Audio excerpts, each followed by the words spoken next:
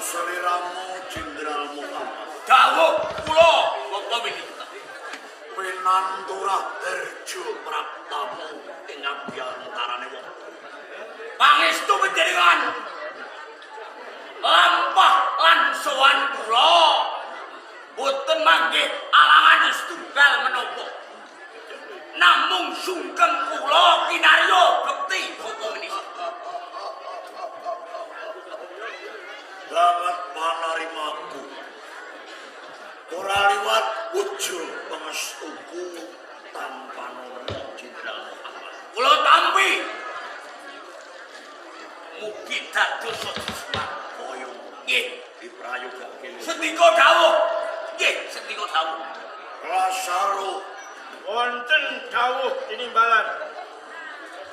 sowanmu ana ngersane wong tuwa Rahayu Lasaru. Bapak Minister Sal Mahmud pangestu panjenengan sowan kula boten manggih alangan setunggal punapa namung boten katalumpen sungkem kula katuh. Gawe bongo ing penggalih.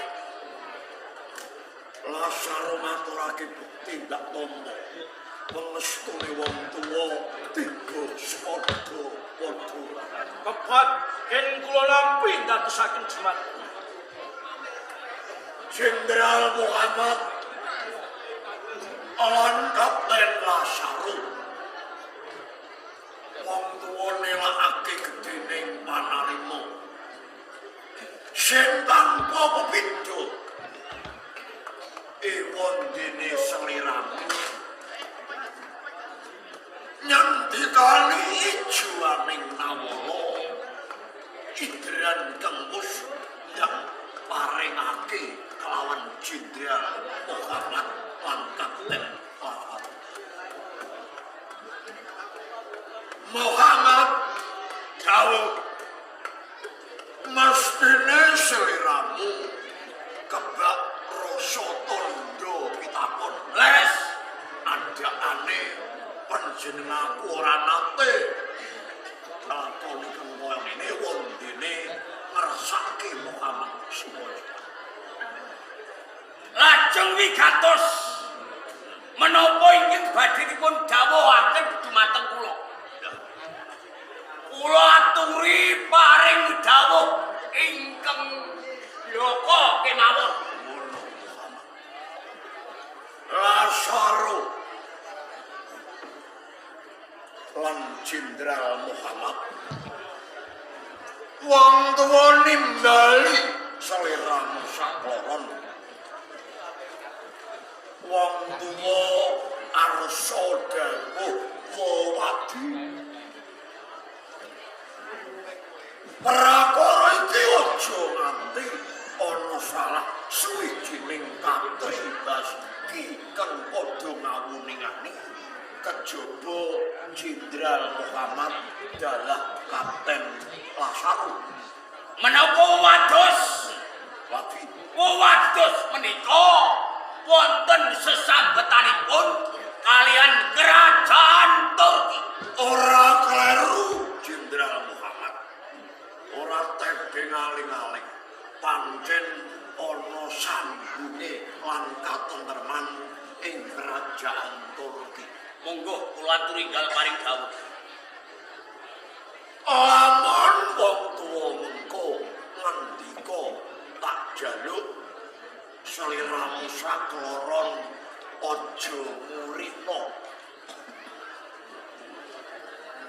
Muhammad Lasaru iki wadi bakal tak pecahke tak penjarke marang kowe. Dimen kowe padha ngerti apa to sejatine pamunakku ing ati. Nggih, Muhammad. Panjenenganku kepengin dadi raja ing kerajaan Turki.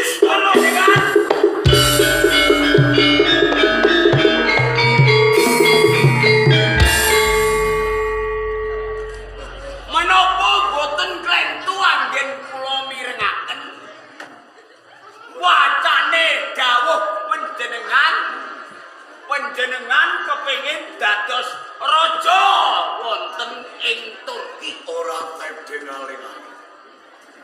Nggonku duwe panjangka kepengin dadi raja.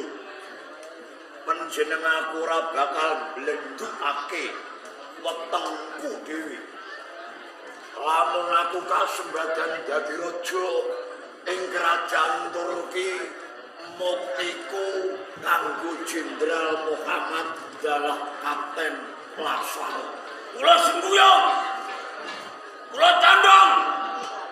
Pilih panjenengan kepengin dados raja. Kowe nyembuyung. Menawi panjenengan kelambah dados raja wonten ing kerajaan Turki. Kula nyuwun, Kowe duwe penjaluk apa? kula mindak pangkat gantosi palenggan panjenengan dados minister.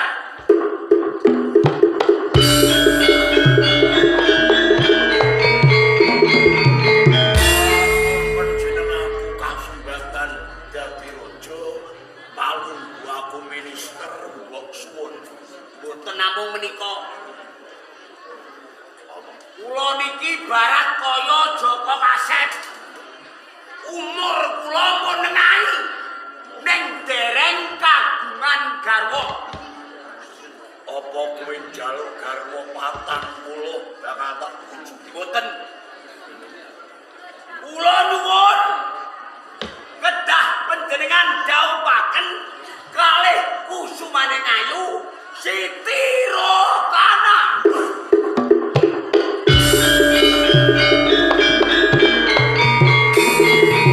Pripun? Kowe duwe bebono kudu dhawuh Siti Rokana. Nggih, Tak sagui. sampean sabar.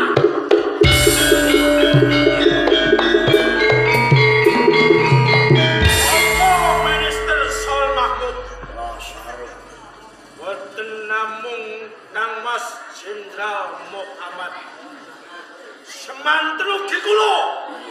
Kula ugi badhe nyengkuyung anggen panjenengan kepengin jumeneng raja wonten kerajaan. Matur nuwun, matur nuwun. Kula ugi anggadhahi panyuwunan. Kowe duwe panyuwunan.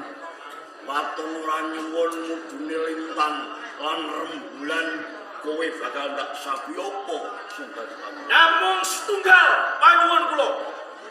Mundhak pangkat kula dados jenderal gentos palungguhan Jenderal Muhammad.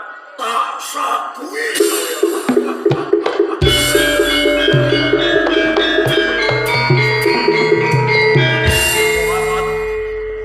Wong-wong resake atur. Lamun seliramu nyembuyung panjenenganku dadi raja ing kerajaan Turki. Seliramu saguh biyantu.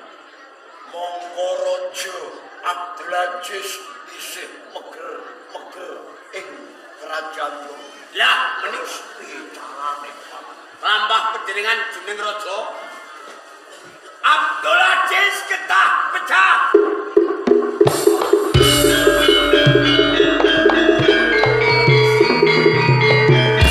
Wonten ngemungaken Abdul Aziz raja wonten ing Turki.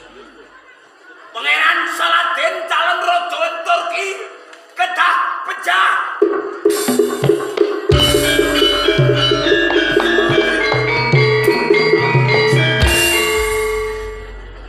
Tasih wonten ingkang langkung kiat minangka dados beteng wonten ing kerajaan Turki. Sapa?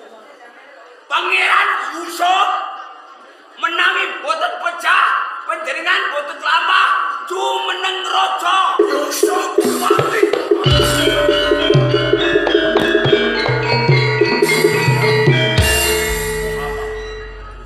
Yusuf kuwi pilih boten pilih tani. Ngertos Sapa sing kajibat merjaya sing pangeran Yusuf. boten wonten kalih tiga mengsaipun pangeran Yusuf Jenderal Muhammad. Kowe Muhammad.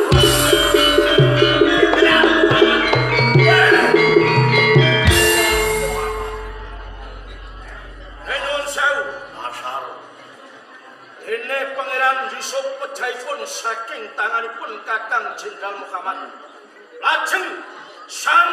Raja Abdul Aziz pejahipun saking sinten? Saking Bapak Minister. Raja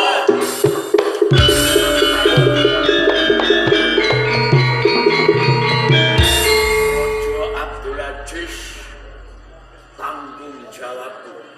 Ngaten. Nanging kowe Lasar, kowe uga tak goblok calon raja ing kerajaan Turkistan. Pangeran Saladin kudu mati sorangan. Kula sakai.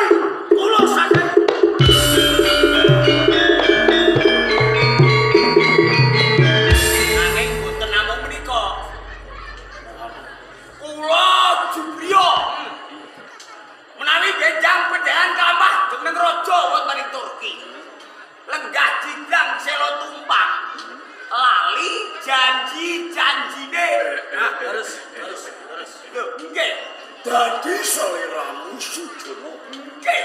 Lamun panjenenganku kasembadan dadi raja. Muhammad kuwatir lamun panjenenganku ngoncate wejo linjan-linjan. Ngaten saged.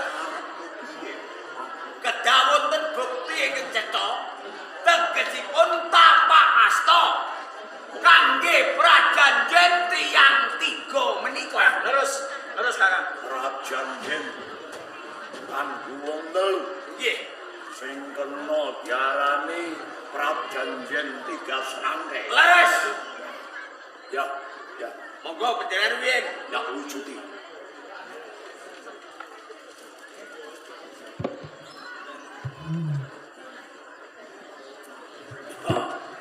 Wujudi aku. Nggih. Pun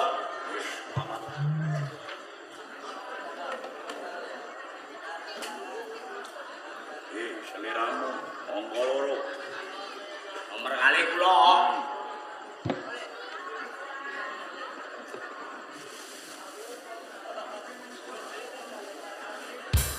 Wah, angel.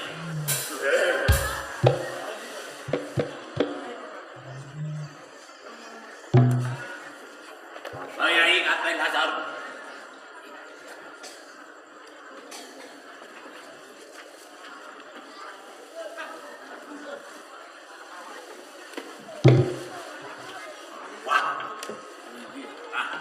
Menika cetha bukti ingkang liat. Iki prajanjen sing kuat. Nanging grebaken negari Turki menika boten gampil. Menawi tiyang tiga menika sengono saged grebaken Turki. Kedah pados kula ingkang langkung kiyat, kejeng lan wengis. Pancen bener. Bener rasa. Piye bungkuh karepe. Leres menapa ingkang dados aturipun Kakang Jenderal Muhammad Jalaran kegiatan wonten ing kerajaan Turki menika mboten saged sinong benteng. Ayo. Muhammad kula aku duwe momitra. Salah sawijining raja putri. Ing kerajaan Bijir Laladan Daya Siti Zulaikha kainan janto wadon kadedayaning liwe aku bakal paskuton marang Siti Zulaikha tak kongkon ngerubuhke negara Turki ngerangget Dokter Salmas Langkung prayogi. Monggo sampun ngantos didhawuh gancangan kemawon. monggo aku damel gawe aku tak tumuju iki Nderekaken suku pindah.